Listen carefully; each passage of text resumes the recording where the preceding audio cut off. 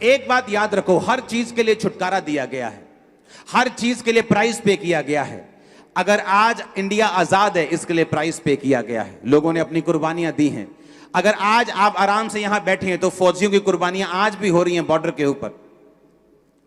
इसलिए यह बात हमेशा याद रखो कि अगर कोई छुटकारा आपको चाहिए, उसके लिए आज भी आपको उस छुटकारे के लिए कुर्बानी देनी होगी। आपको अपने टाइम की, अपनी विल की, अपनी इच्छा की, क्योंकि आप उसी ग्राउंड में रह के, उसी दुनिया में रह के, उन्हीं दोस्तों में रह के, उन्हीं रिश्तेदारों में रह के आप परमेश्वर के बड़े छुटकारे को अपनी जिंदगी में हासिल नहीं कर सकते। परमेश्वर ने क्या कहा? परमेश्वर ने कहा तुम में कोई ऐसा ना हो जो अपने बेटे या बेटी को बलि चढ़ाए, भविष्य पूछने वाला हो, शुभ अशुभ मुहूर्त को मानने वाला हो, तो मैं तुम्हारा छुटकारा फिर नहीं कर पाऊंगा। हालेलुया।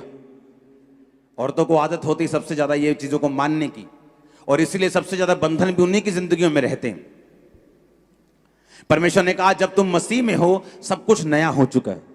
तुम 12:15 निकलोगे या 11:15, तुम्हारे लिए ब्लेसिंग होगी। तुम जिस मर्जी वार को निकलोगे ब्लेसिंग होगी, जिस मर्जी वार को जो मर्जी खाओगे ब्लेसिंग होगी। वो आमीन ऊंचा चाहिए। हालेलुया। यहां पे अब्राहम को छुटकारा कैसे मिला? बाइबल कहती उसने परमेश्वर की आवाज को सुना कि अगर परमेश्वर मुझसे कह रहा है तो ये मेरे फायदे के लिए है। वो मुझे दुखी नहीं करना चाहता, वो मुझे बोर नहीं करना चाहता, वो मुझे तंग नहीं करना चाहता, पर वो मेरी जिंदगी में बड़ा छुटकारा देना चाहता है। इसलिए परमेश्वर ने कहा तुम्हारी सोच में मेरी सोच में जमीन और आसमान का फर्क है, तुम्हारे काम करने के तरीकों में मेरे काम करने के तरीकों में जमीन और आसमान का फर्क है। इसलिए हमें उसी के अनुसार चलना है जो परमेश्वर कहता है, जो वचन कहता है। अगर हम उसी चीज के अनुसार चलेंगे तो बड़ा छुटकारा आप पाने वाले हैं यीशु मसीह के नाम में। हालेलुया। दूसरी बात, छुटकारा उनको मिलता है। दूसरा पॉइंट यह है आज की मीटिंग का, छुटकारा उन लोगों की जिंदगियों में हासिल होता है जो परमेश्वर की योजना को अपनी जिंदगी के छुटकारे से भी ज्यादा बड़ा स्थान देते हैं। अब्राहम को मालूम था कि परमेश्वर ने उसे बेटा देने के लिए बुलाया है।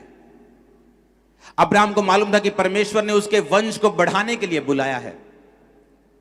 पर बाइबल कहती एक समय ऐसा आया जब अब्राहम को यह शक रूपी विश्वास हो गया कि अब उसके बेटा नहीं हो सकता। और जब दूत ने कहा कि अगले साल तेरे बेटा होगा, उसने कहा अब मुझसे मजाक ना कर, मेरी पत्नी जो बहुत बूढ़ी हो चुकी है, जिसका मासिक धर्म बंद हो चुका है, अब हमारे संतान नहीं होगी। लेकिन हम परमेश्वर में ही हैं, हम भागे नहीं हैं, हम दौड़े नहीं हैं, हम यहोवा से दूर नहीं हुए, हम अपने देश में वापिस नहीं गए। हालेलुया।